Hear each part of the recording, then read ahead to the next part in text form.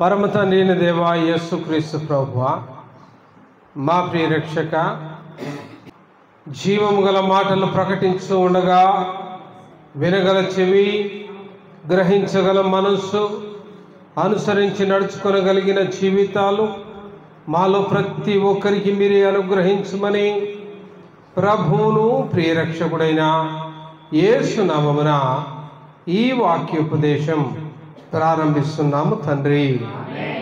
ఆమేన్. అబ్రహాము విశ్వాసులకు తండ్రి అని మనందరికీ తెలుసు. అబ్రహాము దేవునికి స్నేహితుడు కదండి. ఏమని రాయబడింది? అబ్రహాము దేవునికి స్నేహితుడు. నేను చేయబోయే పనిని అబ్రహాముకు చెప్పక మానుదునా అని దేవుడు అనుకున్నాడు. అంటే ఎంత ఫ్రెండ్షిప్ ఉన్నది దేవునికి అబ్రహాంకు. How close contact they both have కదండి. దేవునితో అంత గొప్పగా సాన్నిహిత్యం కలిగిన వాడు, విశ్వాసులకు తండ్రి అని పిలువబడ్డవాడు, విశ్వాసులందరికీ ఆయన తండ్రి. నేడు విశ్వాసులమైన మనందరికీ కూడా అబ్రహాము తండ్రిగా ఉండి ఆయన సంతానంగా మనం పిలువబడ్డ వారము. ఇట్టి అబ్రహాము కూడా ఒక చిన్న నిర్లక్ష్యం ఆయన సంతానానికి శాపంగా మారింది అనే సంఘటన ఆదికాండము 15వ అధ్యాయంలో మనకు వివరిస్తూ ఉన్నది. 15వ అధ్యాయంలో 7వ వచనంలో దేవుడు ఒక వాగ్దానాన్ని ఇస్తాడు. నీ సంతానము మరలా తిరిగి ఈ దేశంలో ఆశీర్వదించబడుతుంది. అత్యున్నతంగా నేను నీ యొక్క సంతానాన్ని దీవిస్తాను. ఆకాశ నక్షత్రముల వలెను సముద్రపు ఇసుక రేణువులంతను విస్తారముగా నేను నీ సంతానాన్ని దీవిస్తాను. పాలు తేనెలు ప్రవహించు దేశముగా కానాను దేశాన్ని నేను మారుస్తాను. అట్టి కానానులో నీ యొక్క జనులు, నీ సంతానము, నీ గర్భవాసులు నివసించెదరు అని దేవుడు వాగ్దానం చేస్తూ ఉన్నాడు. అయితే అబ్రహాము దేవుని యొక్క వాగ్దానాన్ని, అవును ప్రభువా, మరి ఏ రీతిగా నేను ఇది నమ్మాలి? నాకు ఒక సూచన కావాలి. దేవుడు ఏదైనా వాగ్దానం చేసినప్పుడు ప్రాచీన కాలపు భక్తులు దేవుని దగ్గర ఒక సూచన అడిగేవారు. ఇది దైవస్వరమే అని నిర్ధారించుకోవడం కోసం. ఎందుకంటే ఆ రోజుల్లో బైబిల్ లేదు, ఆ రోజుల్లో ప్రవక్తలు లేరు, ఆ రోజు ధర్మశాస్త్రం లేదు, దేవుని వాక్యం లేదు. అబ్రహాము నీతిమంతుడు కావున దేవుడే నేరుగా అబ్రహాముతో మాట్లాడేవాడు. ఒక్కొక్కసారి దేవుడు తన దూతలను పంపి కూడా ప్రజలతో మాట్లాడేవాడు. మరి వచ్చింది దైవ స్వరమే అని ఎలా నమ్మాలి? ఒక్కోసారి వెలుగు దూత కూడా వస్తుందిగా. సాతాను కూడా ఒక్కొక్కసారి దేవుని రూపములో, దేవదూతల యొక్క రూపములో వస్తుందిగా. మనకు వచ్చే దర్శనాలన్నీ దేవుడిచ్చే దర్శనాలేనా అనుకుంటాను. ఏంది అట్లేమన్నా భ్రమలో ఉన్నారా? వచ్చే కళలన్నీ దేవుని దగ్గర నుంచి వచ్చినాయి కాదండి. అందుకే వచ్చిన కళలన్నింటినీ ఆధారం చేసుకోండి. దాంట్లో కొన్ని మాత్రమే దేవుడు బయలుపరిచాయి. కళలలో 100% కళలు మన ఆలోచనతోటి వస్తాయి. అన్ని కళలు దేవుడు బయలుపరిచేవి కాదు. నీ 100% కళలు నీ ఆలోచన. మీ అత్త మంచిది కాదు అని మైండ్లో ఫిక్స్ అయినావు అనుకో, అత్త మీద అన్ని చెడ్డ ఆలోచనలే వస్తాయి. అత్త ఏదో పాలలో కలిపినట్టు, అత్త ఒక్కదే ప్లేట్లో పెట్టుకొని తింటుంది కానీ నీకేమీ పెట్టనట్టు. ఎందుకంటే నీ మైండ్లో ఏం ఫిక్స్ అయ్యావు? మీ అత్త మంచిది కాదు. నీ మైండ్లో మీ తోటి కోలడు మంచిది కాదు, ఫిక్స్ అయ్యావు, అవే కళలు వస్తాయి. నీ స్నేహితుడు మంచోడు కాదు, ఫిక్స్ అయ్యావు, అవే కళలు వస్తాయి. 90% of all your dreams are only because of your thinking. విస్తారమైన ఆలోచనల ద్వారా మీకు స్వప్నము పుట్టును. ఉందా లేదా? ప్రసంగిలో రాయబడింది, ఇక చాలా క్లియర్గా రాశాడు. విస్తారమైన ఆలోచన ద్వారా స్వప్నము పుట్టును. బైబిల్లో రాయబడ్డ ప్రతిదీ రుజువు చేయడమే కదండి శాస్త్రవేత్తల పని. What is the job? శాస్త్రవేత్తలంతా కూడా యాడుండా దేవుడని మొదలుపెట్టిన రీసెర్చ్ అంతా ఎక్కడికి వచ్చింది? అరే భలే చెప్పిండ్రా బైబిల్లో దేవుడు, ఇది వాము నిజంగా దేవుడు ఉన్నాడు, ఆ నిర్ధారణకు వస్తుంది ఆమె. ఆ రీతిగా మిగతా 10% కళలు మాత్రమే నీకు వచ్చేవి వాస్తవికం. అంటే దేవుడు మాట్లాడే ఈ 10%లో కూడా టోటల్ 10% దేవుడే మాట్లాడాడు. దేవుడు మాట్లాడినట్టే భ్రమపరిచే ఆత్మలు కొన్ని ఉంటాయి, అయ్యి మాట్లాడతాయి. వెలుగు దూతలు కొన్ని ఉంటాయి, అయ్యి మాట్లాడతాయి. సాక్షాత్తు దయ్యమే అబ్రహాం వచ్చినట్టే వస్తుంది కలలో నీకు. అదే మాట్లాడతాడు. అబ్రహాం వచ్చినట్టే వచ్చి ఉపవాసం అవసరమా, తిను ఏం కాదు అంటది. అప్పుడు నువ్వు గ్రహించాలి, వచ్చింది అబ్రహాము కాదు, అబ్రహాము వేషం వేసుకొని వచ్చి నా విశ్వాసాన్ని పాడు చేయడానికి వచ్చి.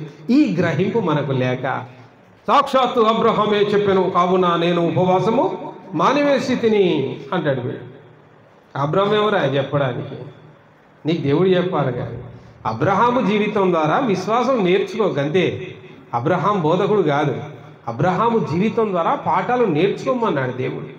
కాబట్టి మనకు వచ్చే కళలు గుర్తుపెట్టుకోండి. The 10% of dreams are only from the god. అది కూడా మనం గ్రహించాలి. దేవుడి నుంచా, వెలుగుదూత నుంచా, దురాత్మల కళలా, పీడకలలా గ్రహించుకొని చాలా జాగ్రత్తగా ముందుకు సాగాలి. అన్ని కళల మీద ఆధారం పడకండి. అందరూ యోసేపులు కాదు. కళలు కానీ యోసేపు అని పాటలు పాడి ఎగిరి నేను యోసేపు. యోసేపు నీతి ఎక్కడిది? మన నీతి ఎక్కడిది? అందరూ యోసేపులాగా ఆలోచన చేసుకుంటే ఎట్లా వస్తాయి? కళలు రావనట్లే. దేవుడు అందరితో మాట్లాడేస్తాడు. దేవుడు తప్పకుండా కళల ద్వారా మాట్లాడతాడు. కళలేదండి, సాక్షాత్తు దర్శనాల ద్వారా కూడా ఆయన మాట్లాడే దేవుడు. అలా అబ్రహాముతో మాట్లాడుతూ ఉన్నాడు. అయ్యా నాకు ఒక సూచన కావాలి. అబ్రహాం అడుగుతూ ఉన్నాడు, సూచన కావాలా? చలో, ఏముంది మనకు, నీకు నాకు ఉన్న సూచన ఏముంది? ఎప్పుడైనా బలి అర్పించాలి. బలి అర్పిస్తే మంట పెట్టొద్దు. దేవుడే ఆకాశం నుంచి అగ్నిని కురిపించి ఆ బలిని స్వీకరించాలి. అది బలి. అవునా? ఇస్సాకు విషయంలో ఏం జరిగింది? అక్కడ ఇస్సాకును బలి అర్పించినప్పుడు ఆకాశం నుంచి అగ్ని వచ్చి దహించింది. దేవుడు స్వీకరించాడు అని సూచన అదే. హేబేలు కయ్యేను బలి అర్పించినప్పుడు ఆకాశం నుంచి అగ్ని వచ్చి ఆ బలిని స్వీకరించింది. కయ్యేను ఇచ్చినప్పుడు ఆకాశం నుంచి అగ్ని రాలే. అరే, హేబేలు ఇస్తేనేమో స్వీకరించబడ్డది, మరి దీనికేమో రాలేదు అని మరి అతను ఎంతగానో అసూయపడ్డాడు. కాబట్టి ప్రియులారా, అబ్రహాం ఏం చేశాడు? దేవుడు ఏర్పాటు చేశాడు. 8వ వచనంలో కదా ఏమని? అతడు ప్రభు అయిన యెహోవా, నేను దీన్ని స్వతంత్రించుకొందునని నాకెట్లు తెలియననగా ఆయన 3 ఏండ్ల పెయ్యను, 3 ఏండ్ల మేకను, 3 ఏండ్ల పొట్టేలును, తెల్లగువ్వను, పావురపు పిల్లను, మొత్తం 5. ఎన్ని ఐటమ్స్ ఉన్నాయాడ? 5. 1 పెయ్య, 1 మేక, 1 పొట్టేలు. వీటికి స్పెసిఫిక్గా 3 ఏండ్లలోగయి అన్నాయి. అంటే పిల్లలు, మేక పిల్ల, పొట్టేలు పిల్ల కదండి, పెయ్య, ఇవన్నీ కూడా చిన్నవి, 3 ఏండ్లలోగయి. అంటే ఇంకా అవి వాటి యొక్క శరీర సంబంధాలు మొదలు పెట్టనివి. అలాంటి చిన్న వయసు వాటిని ఆయన ఏర్పాటు చేసుకున్నాడు. 2 పక్షులు చెప్పాడు. ఒకటేమో తెల్ల గువ్వ, మరొకటేమో. వేటిని సూచిస్తున్నా? ఎందుకు ఇంత స్పెసిఫికేషన్? ఏమన్నా బిర్యానీ చేస్తున్నాడా? లిస్టు రాసి గివిదే గవిదే గవిదే అని అనడానికి కాదు కదా. బలర్పించడానికి ఇంత స్పెసిఫికేషన్ ఏంటి? అంత ఖచ్చితంగా 3 ఏండ్లలోగా అని రాసి పెయ్య. అవునా? ఇంగ్లీష్ బైబిల్లో అయితే heifer, she goat, ram, turtle dove అని అంత క్లియర్గా, పిజన్ అని అంత క్లియర్గా చక్కగా రాయబడి ఉంటుంది. ఈ 5 ఒక్కొక్క దానికి సూచన బైబిల్ మనకు బోధిస్తూ ఉన్నది. పెయ్య దేనికి సూచన? సంఖ్యాకాండము 19వ అధ్యాయం 2వ వచనాన్ని మనం గమనిస్తే, పెయ్య పాప పరిహారార్థ బలికి సూచన. ఎవరైనా పాప పరిహారార్థ బలి ఇవ్వాలి అంటే పెయ్యను తీసుకొని రావాలి. ఇగో ఒక పెయ్యను పట్టకరా. ప్రతి నరుడు కూడా ప్రతి సంవత్సరం ఆదాము చేసిన పాపమును బట్టి పాప పరిహారార్థ బలిగా దేవునికి ఒక పెయ్యను తీసుకొచ్చి వారు ఆ పెయ్యను బలిగా అర్పించాలి. 9వ వచనంలో కూడా దాని గురించి క్లియర్గా ఉంటుంది. పాప పరిహారార్థ బలి అన్న మాట అక్కడ రాయబడి ఉంటుంది. ఉందా? ప్రతి నరుడు కూడా ప్రతి సంవత్సరం, నేను నరుడిగా ఆదాము చేసిన పాపం ద్వారా పుట్టాను కాబట్టి, నేను నరుడిగా పాపమును కలిగి ఉన్నాను కాబట్టి, నా పాప పరిహారార్థం కోసం అలా ప్రతి ఏడు మరి దేవుని సన్నిధికి వచ్చి ఆనాడు ప్రజలు పెయ్యను బలిచ్చేవారు. మరి ఈ యొక్క షీ గోట్ అంటే మేక పిల్లని ఎందుకు బలిచ్చేవారట? చూడండి, లేవియ కాండము 4వ అధ్యాయము 22వ వచనములో ఈ మేక పిల్లని ఎందుకు బలిచ్చే వాళ్ళు రాయబడి ఉంటుంది. చూడండి, దేవుని యొక్క ఆజ్ఞలు, ధర్మశాస్త్రపు యొక్క ఆజ్ఞలలో దేనినైనను మీరితే దేవునికి మనకు మధ్యలో ఉన్న సమాధానం కట్ అయిపోతుంది. కాబట్టి సమాధాన బలిగా లేదా అపరాధ బలిగా 24వ వచనములో ఉంటుంది కదా, సమాధాన బలి అని, అపరాధ బలి అని. సమాధాన బలి పశువు యొక్క దాంతో కలిపి దీన్ని చేయాలంటాడు. అట్లా దీనిని అపరాధ బలి అని కూడా అంటారు. ఇది దేనికి మేక పిల్లని చేస్తారంటే ధర్మశాస్త్రపు యొక్క ఆజ్ఞలు ఏమైనా మీరితే. 10 ఆజ్ఞలు ఉన్నాయిగా, 10 ఆజ్ఞలతో పాటు ఇంకా కొన్ని ధర్మశాస్త్రపు ఆజ్ఞలు ఉన్నాయి కదా.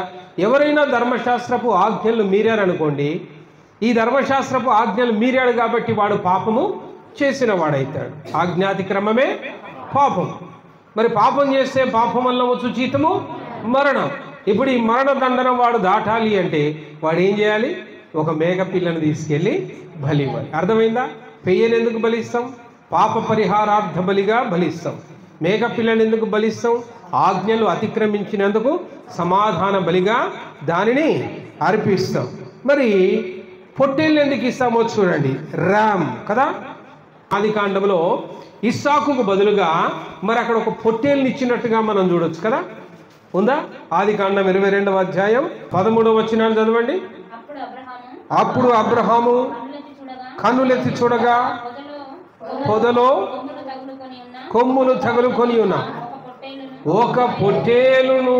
ఆమేన్. చూసారా, ఇప్పుడు పొట్టేలు దేనికోసం ఇవ్వబడ్డది? ఇస్సాకుకు బదులుగా. అది ఇస్సాకుకు బదులుగా ఆ పొట్టేలు. ఆ పొట్టేలు యాక్చువల్గా ఆ ఎవరి ప్లేస్లో వచ్చింది? దేవుడు ఆపకపోతే ఇస్సాకు అక్కడ బలి కావలసింది.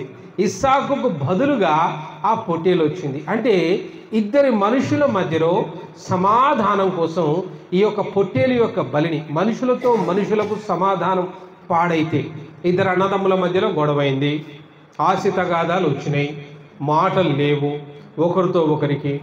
మరి వారిద్దరి మధ్యలో దోష నివారణ జరగాలి అని అంటే మరి దీన్ని బలిగా అర్పించాలి. ప్రాయశ్చిత్తార్థ బలి అని సంఖ్యాకాండము 5వ అధ్యాయము 8వ వచనంలో ఆ మాట రాయబడి ఉంటుంది. అది ప్రాయశ్చిత్తార్థ బలి అని. ఆ అపరాధ నష్టమును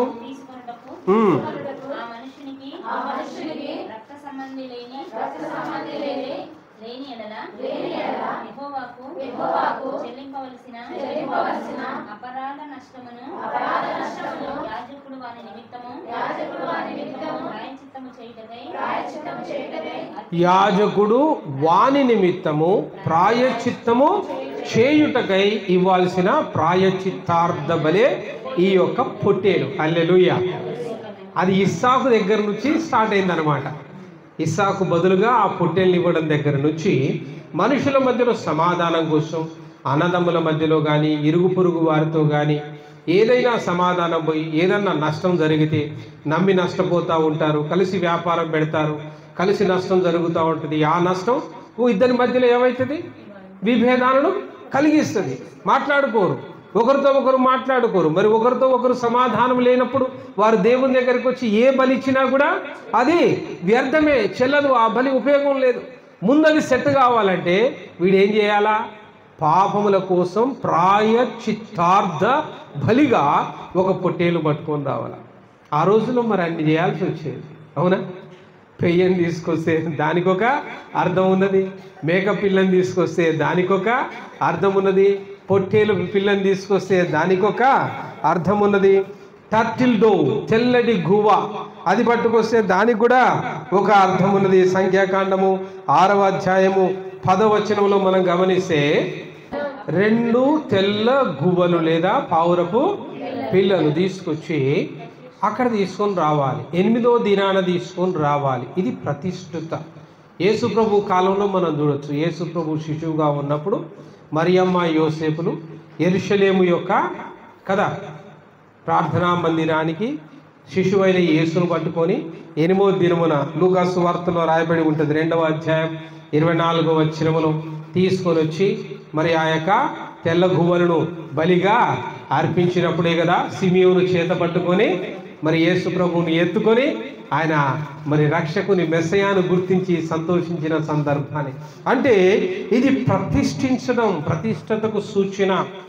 మనకెవరైనా గర్భఫలం కలిగింది, వారిని దేవునికి ప్రతిష్ఠించాలి. నీవేదైనా దేవునికి ప్రతిష్ఠించాలి. నీ ఆస్తినైనా, ఐశ్వర్యాన్నైనా, లేదా మీ పిల్లలనైనా, నీకున్న దేనినైనా దేవునికి ప్రతిష్ఠించడం కోసం సూచనగా ఈ యొక్క తెల్ల గువ్వలు తెచ్చేవారు. మరి పావురాల పిల్లల్ని కూడా ప్రత్యామ్నాయంగా తీసుకొని వచ్చేవారని రాయబడి ఉంటుంది. శుద్ధీకరణ కోసం ఈ యొక్క పావుర పిల్లలు తీసుకొచ్చి వచ్చినట్టుగా ఇప్పుడు డెలివరీ అవుతుంది, కాన్పు అవుతుంది. కాన్పు అయిన తర్వాత ప్రజల్లో కలవద్దు, దేవాలయానికి రాకూడదు. కుష్టి వ్యాధి వస్తుంది, లేదా జబ్బు చేస్తుంది, మంచాన పడుతుంది. కొంతకాలం తర్వాత జబ్బు పోతుంది, ఆరోగ్యం వస్తుంది. ఆరోగ్యం వచ్చింది కానీ టక్కున దేవుని సన్నిధికి రావడానికి వీలు లేదు. ఇలాంటి వాళ్ళు శుద్ధీకరణ కార్యక్రమం ఒకటి ఉంటుంది. శుద్ధీకరణ కోసం కదా సంఖ్యాకాండం 12వ అధ్యాయం 8వ వచనంలో శుద్ధీకరణ దినమున ఈ యొక్క పావురపు పిల్లల్ని మరి బలిగా ఇవ్వాలని. ఇంకోటి ఏంటంటే పెయ్య ఇయ్యలేని వాడు లేదా మేక పిల్లను కానీ మరి ఆ యొక్క గొర్రెపోతును కానీ ర్యామ్ ఏదైతే మేకపోతును కానీ ఇవ్వలేడో అంత డబ్బు అందరికి ఉండదు. పేదవారు ఉంటారు కొద్దిమంది, వాళ్ళకు ఆల్టర్నేట్గా ప్రత్యామ్నాయంగా మరి పావుర పిల్లల్ని దేండి అని ప్రత్యామ్నాయ ప్రాయశ్చిత్తార్థ బలిగా కూడా వీటించేటం చూసారా. 5టికి 5 అర్థాలు ఉన్నాయి. అర్థం లేకుండా బైబిల్లో ఏది కూడా ఉండదు. ఆది కాలంలో మరి అలా ఇవ్వాల్సి వచ్చేది. హెబ్రీయులకు రాసిన పత్రికల 9వ అధ్యాయంలో అయితే 13వ వచనంలో అయితే చక్కగా యేసుక్రీస్తు యొక్క రక్తమే ఇప్పుడు అన్నిటికీ బలి. యేసు రక్తమే వీటన్నిటిని కడిగేసేసింది. ఇక ఇప్పుడు మనకు పెయ్యలు అవసరం లేదు, మేక పిల్లలు అవసరం లేదు, తెల్ల గువ్వలు అవసరం లేదు కదా. ఈ బిజినెస్ ఏం అక్కర్లేదు. పూర్తిగా యేసు రక్తమే. ఈరోజు మన పాపాన్ని శుద్ధి చేసేది యేసు రక్తమే. ఆరోగ్యం కావాలన్నా యేసు రక్తమే. నీ స్థలం ప్రతిష్ఠించాలన్నా యేసు రక్తమే. నీ పొలంలో తెగులు పోవాలన్నా యేసు రక్తమే. ఎవరైనా హాస్పిటల్లో పడ్డాడన్నా రాసేది యేసు రక్తమే. పిల్లలు పరీక్షకు పోతున్నారన్నా యేసు రక్తమే కదా. మనసు బాగాలేదని మంచం పెట్టినా యేసు రక్తమే. అన్నిటికీ ఒకటే రక్తం. ఇప్పుడు నీకు ఒక్కొక్క దానికి ఒక్కొక్క రక్తము అవసరము లేదు. ఎందుకంటే యేసు రక్తము చిందించబడటం ద్వారా మానవుడి యొక్క అన్ని పాపాలు, అది ఏ విధమైనదైనా సరే, ధర్మశాస్త్ర వ్యతిరేకమైనదైనా, దేవునికి వ్యతిరేకమైనదా, మనుషులకు వ్యతిరేకమైన, సమాజానికి వ్యతిరేకమైన, ఎవరికి ఏ రీతిగా వ్యతిరేకమైనా కూడా అన్ని పాపాలని కూడా శుద్ధి చేయగలిగిన శక్తి, సామర్థ్యము కలిగినది యేసు రక్తం. హల్లెలూయా, యేసయ్యకే మహిమ కలుగును గాక. ఆ రక్తంలో ఉన్న శక్తి ఎలాంటిది? కేవలం పాప పరిహారార్థమే కాదు. ఆ రక్తం ఒక వ్యక్తిని స్వస్థపరచగలదు. ఆ రక్తం ఒకరిని ప్రతిష్ఠించగలదు. ఆ రక్తం ఒకరిని ప్రభు కోసం నిలబెట్టగలదు. ఆ రక్తం నీ పొలమును, నీ ఇంటిని, నీ సమస్తమును కూడా శుద్ధీకరించగలదు. హల్లెలూయా, అది యేసు రక్తం ప్రియులారా. అట్టి యేసు రక్తం గొప్పది అని పౌలు గారు హెబ్రీ సంఘానికి రాస్తూ చక్కగా యేసు రక్తం యొక్క విలువ, దాని యొక్క సామర్థ్యాన్ని వివరిస్తూ ఉంటారు. మరి ఈ రీతిగా అబ్రహాము బలులన్నీ ఏర్పాటు చేశాడు. ఆయన చెప్పిన ఈ 5 మరి ఆ యొక్క పెయ్యను, ఆ యొక్క మేక పిల్లను, ఆ యొక్క పొట్టేలు పిల్లను, ఆ యొక్క తెల్లగువ్వను, ఆ యొక్క పావురాన్ని తీసుకొని వచ్చాడు. అయితే ఈ యొక్క పెయ్యను 2 ముక్కలుగా కట్ చేశాడు. సగానికి కరెక్ట్గా మధ్యలో ఇటొక ముక్క పెట్టాడు, అటొక ముక్క కరెక్ట్గా ఎదురు బదులుగా పెట్టాడు. అలాగే మేక పిల్లను కూడా సగానికి కోసి అటింత ఇటింత పెట్టాడు. అలాగే ఇంకేం పెట్టాడు? పొట్టేలను కూడా అదే రీతిగా పెట్టాడు. కానీ ఆయన చేసిన ఒక మిస్టేక్ ఉంది. ఏంటాడా? ఏమని రాయబడింది? చదవండి. ఏమనుంది 10వ వచనంలో? ఆయన పక్షులను ఖండించలేదు. పక్షులు జస్ట్ సంపాడ పెట్టాడు, ఖండించలేదు. మరి ఎందుకు చేయలే? ఎందుకు చేయలే? అర్థమైందా మీకు? ఇక్కడ ఆయన ఎవరికి అన్యాయం చేయలే, ఎవరికి మోసం చేయలే, ఏదో ఘోరమైన నేరమో ఘోరమైన పాపమో చేయలే. ఇక్కడ ఏం కనపడుతుంది? సొంత ఆలోచన. ఆ పాపం పక్షుల్ని ఖండిస్తాం లేదు అనుకున్నాడు. చిన్నదేగా ఏముందిలే, సింపుల్గా తీసుకున్నాడు.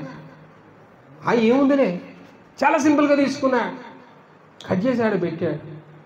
Nothing happened. అబ్రహాము ఎప్పుడు బలి అర్పించినా ఆకాశం నుంచి అగ్ని వచ్చుటయు అది దహించబడుటయు దహన బలిగా. దహన బలి అన్న మాటకు అర్థం ఏంటి? మనము నిప్పు పెట్టకుండానే ఆకాశం నుంచి అగ్ని వచ్చి దహించబడి అదే మండాలి. ప్రజలు అది చూసి సాక్షాత్తు దేవుడే మాట్లాడాడని ప్రజలు విశ్వసిస్తారు. ఇది దేవుని కార్యమని ప్రజలు నమ్ముతారు కదండి. ఏం జరగలే, గంట అయింది, 2 గంటలు అయింది, ఆకాశం నుంచి అగ్ని రాట్లే, వచ్చిందా?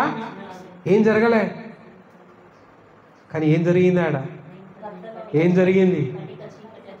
ఆకాశం నుంచి అగ్ని రాలేదు కానీ ఏమొచ్చిందట? గద్దలు అక్కడ చెప్పండి. గద్దలు ఆ కళేబరముల మీద వాలినప్పుడు అబ్రహాము వాటిని తోలివేసెను. ప్రొద్దుగుంకపోయినప్పుడు అబ్రహామునకు గాఢ నిద్ర పట్టెను. భయంకరమైన కటిక చీకటి కమ్మెను. చూసిందా? దహనం బలిగా దేవుని అగ్ని రాలే, దేవుని సమాధానం రాలే, దేవుడు మాట్లాడలే. ఒక చిన్న నిర్లక్ష్యం, ఒక చిన్న సొంత జ్ఞానం, ఒక చిన్న పొరపాటు. ఆ దినమున దేవుడు అబ్రహాముతో మాట్లాడలే, అంతకుముందు మాట్లాడాడు. ఆయనే వాగ్దానం చేశాడు, నీ యొక్క పిల్లలు, నీ సంతానం దీన్ని స్వతంత్రించుకుంటారని ఆయనే వాగ్దానం చేశాడు. అయితే దానికి నాకు సూచన ఇవ్వు అని అబ్రహాం అన్నప్పుడు ఇవన్నీ పట్టుకొని వచ్చాడు. కానీ అబ్రహాము ఆ బలి ఇవ్వాల్సిన పద్ధతిలో ఇవ్వనందున అక్కడ దేవుని కార్యం జరగలే. దానికి ప్రతీకగా గద్దలు, గాఢాంధకారము, కటిక చీకటి, గాఢ నిద్ర. అవునా? ఏమేమి వచ్చింది? గద్దలు వచ్చాయి, గాఢ నిద్ర వచ్చింది, కటిక చీకటి వచ్చింది. ఇది దేనికి సూచన? ఆశీర్వాదానికా? గద్దలు ఆశీర్వాదానికి సూచన, చీకటి ఆశీర్వాదానికి సూచన, గాఢ నిద్ర ఆశీర్వాదానికి సూచన, ఆత్మీయ నిద్రకు సూచన, చీకటి అంధకార చీకటి శక్తులకు సూచన, గద్దలు శాపములకు కళేబరములకు సూచన. దేవుని యొక్క ఆశీర్వాదానికి బదులుగా ఇప్పుడు ఏమొచ్చేసింది? అక్కడికి శాపం. పై వచనములు ఆయన అంటూ ఉన్నాడు, 13, 14 వచనాల్లో ఏమని రాయబడి ఉంది చూడండి. ఆయన మీ సంతతి వారు తమది కాని పరదేశమందు నివసించి ఆ దేశపు వారికి దాసులుగా ఉందురు. ఎన్ని రోజులట? 400 ఏళ్ళు. The 400 years your generations will sent into the exile. వాళ్ళు ఎక్కడికి పోతారు? బానిసత్వంగా పరదేశానికి పోయి పరదేశులుగా. ఇది ఎప్పుడు నెరవేరేది? అబ్రహాము ఇస్సాకును గనెను, ఇస్సాకు యాకోబును గనెను.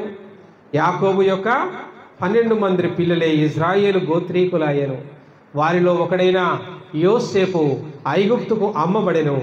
యోసేపు ఐగుప్తుకు ప్రధానిగా ఉన్న దినములలో భయంకరమైన కరువు కలగగా యాకోబు యొక్క మిగతా కుమారులు ఐగుప్తుకు వెళ్ళి ధాన్యము కొనుక్కొద్దామని వెళ్ళి యోసేపును కలుసుకున్నప్పుడు తిరిగి అన్నదమ్ములు వాళ్ళు కలుసుకోవడం, యోసేపు అన్నల్ని గుర్తుపట్టడం, నా తండ్రి ఇంకా బతికున్నాడా, నా తండ్రి ఈ పరిస్థితిలో నా దగ్గరికి రావాలని కోరుకోవడం, ఆ రీతిగా ఐగుప్తుకు రమ్మని పిలుపునివ్వడం. యాకోబు ఆయన యొక్క టోటల్ పిల్లలు, వాళ్ళ భార్యలు, వాళ్ళ సంతానం మొత్తం ఎంతమంది వచ్చారు ఐగుప్తుకి? ఎంతమంది? 70 మంది కదా. మొత్తం 70 మంది యోసేపు కాలంలో ఐగుప్తుకు చేరారు. ఐగుప్తు ఫరో రాజుకు పరిచయం చేశాడు. అయ్యా మా నాయనగారు అయ్యా అంటే ఫరో గబా గబా పరిగెత్తుకొని వచ్చి యాకోబును కలుసుకొని యాకోబును ప్రేమించి, ఆహా మా ప్రధాని యొక్క తండ్రి, మరి ఉన్నత స్థాయిలో ఉన్న అధికారి, మంత్రి, ప్రధానమంత్రి యొక్క తండ్రి అని యాకోబు ద్వారా ఐగుప్తు ఫరో రాజు దీవెన పొందెను బైబిల్ చెప్పింది. హల్లెలూయా, యేసయ్యకే మహిమ కలుగును గాక. ఒక అన్యరాజు యాకోబు ద్వారా దీవించబడ్డాడు. చూడండి ప్రియులారా.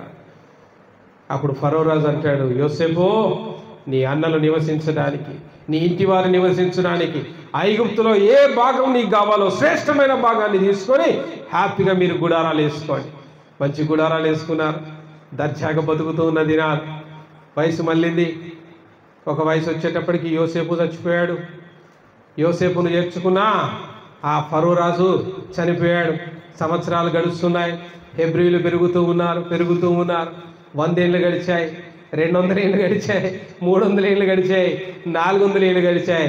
కానీ యోసేపు ఉన్నప్పుడు ఉన్న మర్యాద, గౌరవము ఈ హెబ్రీలకు, అబ్రహాము సంతానం వారికి దక్కలేదు. ఎలా బతికారు? ఐగుప్తులో బానిసలుగా వెట్టి చాకిరి చేస్తూ బ్రతికారు కదండి. ఎందుకంటే యోసేపును గురించి, ఫరోను గురించి, వారి గొప్పతనమును గురించి తెలవని మరి ఒక తరము వచ్చెను. ఆ తరపు వారు హెబ్రీలకు హింస కలిగించిరి. 400 ఏళ్ల బానిసత్వం తర్వాత దేవుడు మోషే ద్వారా తిరిగి వీరిని విడిపించి కానానుకు, మళ్ళా ఎక్కడైతే అబ్రహాము బలి అర్పించాడో, ఎక్కడైతే అబ్రహాము నివాసమున్నాడో, ఎక్కడైతే అబ్రహాము బట్టి దేవుడు ఈ కానాను పాలు తేనెలు ప్రవహించే దేశంగా ఆశీర్వదించాడో, అట్టి దేశానికి తిరిగి తీసుకుని వచ్చాడు. హల్లెలూయా! యేసయ్యకే మహిమ కలుగును గాక. దేవుడు తను ఇచ్చిన వాగ్దానాన్ని నెరవేర్చుకున్నాడు. అబ్రహామునైతే దీవిస్తూ ఉన్నాడు. ఈ శాపం నీ పిల్లలకే కానీ నీకేడిదట? 15వ వచనంలో ఏడిదట అబ్రహాముకి, నీవు క్షేమముగా నీ పితరుల యొద్దకు పోయెదవు, మంచి వృద్ధాప్యమందు పాతి పెట్టబడుదువు. హల్లెలూయా! అబ్రహాముకేమో ఆశీర్వాదం, పొరపాటు చేసింది అబ్రహామే. ఆశీర్వాదం ఏం కదా, నీకైతే క్షేమంగా ఉంటావు, మంచి వృద్ధాప్యంలో పాతి పెట్టబడతావు, నీ పితరుల దగ్గర చేరుతావు. But because of your negligence your children must be cursed. నీ సంతానం మాత్రం తప్పకుండా శాపాన్ని పొందుతారు. 400 సంవత్సరాల బానిసత్వాన్ని చూడండి ప్రియులారా. పాటలు పాడుతూనే ఉంటాం, నిర్లక్ష్యంగా పాడితే ఆశీర్వాదానికి బదులుగా శాపం. స్తుతి ఆరాధన చేయాలి, మనసు స్తుతి ఆరాధన మీదనే ఉంచాలి. ఇక మనసులో వేరే ఆలోచనలు రావద్దు. దేవుని సన్నిధిలో ఉన్నామన్న భయం ఉండాలి, దేవుని సన్నిధిలో ఉన్నామన్న భక్తి ఉండాలి. ఇక వేరే చేయొద్దు. దేవుని పనికి వచ్చాము, దేవుని సన్నిధికి వచ్చాము, ఇదే సన్నిధిని అనుభవించాలి.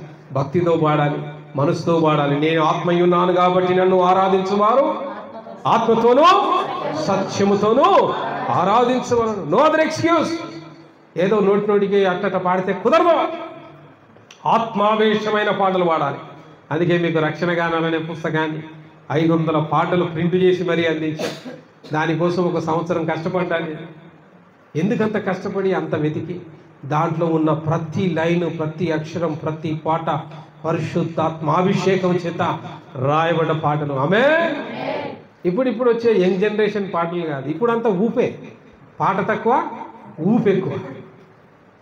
పరిశుద్ధాత్మాభిషేకం చాలా ముఖ్యం ప్రియులారా. ఏదో పాటలే, ఏదో పాడద్దు, ఆత్మావేశమైన పాటలు పాడాలి. ఏదో చదువుతున్నాలే బైబిల్ తప్పు చదవద్దు. మంచిగా చదవాలి, స్పష్టంగా చదవాలి, నీట్గా చదవాలి, పొల్లు పోకుండా అక్షరం దేవుని వాక్యం భయపడుతూ చదవాలి. దేవుని వాక్యం అన్నా భయంతో, ఎడబడతాడ బైబిల్ పడేదో ఒళ్ళు పెట్టుకోవాలి, భద్రంగా పైన పెట్టుకోవాలి. దేవుని సన్నిధిలో ముసుగుండాలి. ఇది దేవుని సన్నిధి, ఆ భయం మనకు ఉండాలి. చిన్న పొరపాటు, అబ్రహాం ఘోర పాపం కాదండి చేసింది, హత్య కాదు, అబద్ధం కాదు, మోసం కాదు. ఆయన ఘోర పాపమో ఘోర నేరమో చేయలేదు. కానీ ఒక చిన్న నిర్లక్ష్యం ఎంత పెద్ద సమస్యకు దారితీసింది. ఆయన వరకు హాయిగా చచ్చిపోయాడు, కానీ తర్వాత తరం శపించబడ్డది, శాపగ్రస్తులయ్యారు. అందుకే మేము చెప్తూ ఉంటాం, హెచ్చరిస్తూ ఉంటాం, గద్దిస్తూ ఉంటాం. దేవుని వాక్యం ఎంతసేపు ప్రేమ ఒకటే కాదు, ప్రేమే గద్దింపు. ఆమె ప్రేమ ఉన్నవాడే గద్దిస్తాడు, ప్రేమ లేనివాడు ఎందుకు గద్దిస్తాడు? నీ సావు నువ్వు సాగుపోయాను, నాకే, నువ్వు వద్దేంది రాకపోతేంది, నువ్వు తింటేంది తినకపోతేంది, తాగితేంది తాగపోతేంది, భక్తి ఉంటేంది లేకపోతేంది, రెగ్యులర్గా వచ్చావా, కానికేసావా, దశంభాగాలు ఇచ్చావా, నీ సావు నువ్వు సచ్చావా. ఇది లోక పరిస్థితి, ఇది లోక సేవ. ఇట్లాంటి లోక సేవ కోసం కాదు మేము పిలువబడ్డది.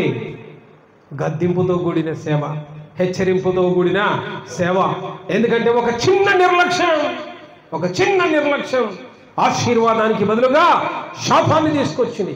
అబ్రహాము లాంటి వాడే ఆయన సంతానమే శపించబడ్డప్పుడు మనమే పాటండి. అసలు మనం ఏ పార్టీ, మన భక్తి ఏ పార్టీది, మన జీవితము ఏ పార్టీది? కాబట్టి దేవుని పనులు నిర్లక్ష్యంగా చేయొద్దు ప్రియులారా. దేవుడు అనుభవపూర్వకంగా కొన్ని నేర్పిస్తాడు ప్రియులారా. మనం ఎక్కడ నిర్లక్ష్యంగా ఉంటున్నాం?